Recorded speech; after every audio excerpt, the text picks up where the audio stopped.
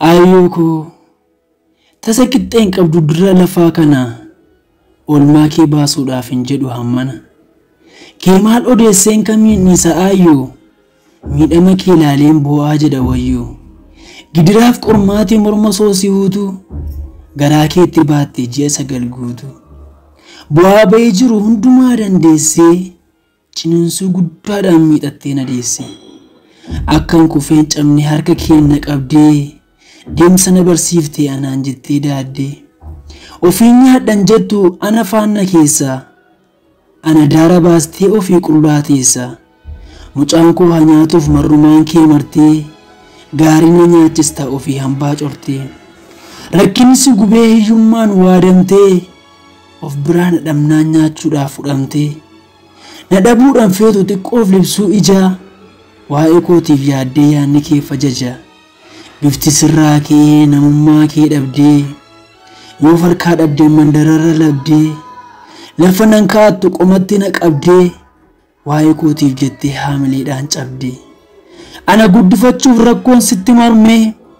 anumaaf miidhamtee lafee taate harmee osoo ofiin baratiin anaan na barsiiftee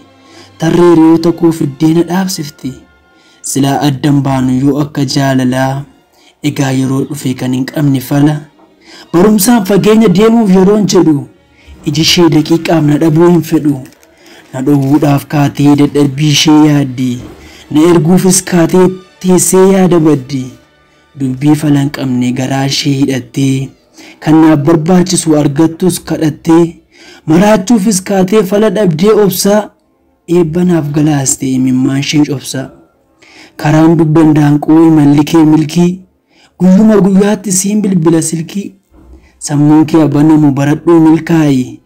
waaqa kees kadhadhuu galma feetu ga'i waa'ee koon yaadinii ofii ta'i nama jabaadhuu hojjedhu galgalaaf ganama hundan amaninii hiriyaa filadhu rakkinarraa dhiisii borii keef jiraadhu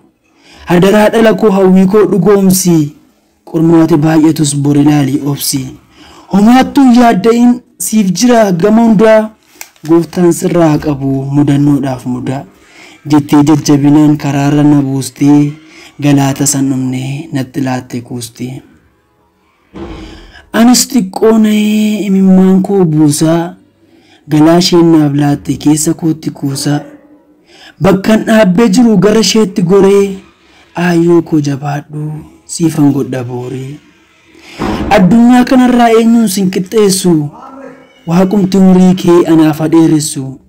hawwii kees nan guuta siifan ta'a nama gurri koo waa'ee kee hin dhagayin hama tasa dhihee nafu siif ba'a aduuni haga uffee jettutti sin argatu duuni isa dura dhabde namummaa keef bifa jabaadhu aayyoo koo fuuldurri kee ifa dharraa hin haftu jireenya qananii waaqni na gargaara siifan guuta ani olmaa kee odeessus tasan qabu dhumaa ayyoo tokkittii koo naaf jiraadhu kumaa jaalala harmeef galatooma.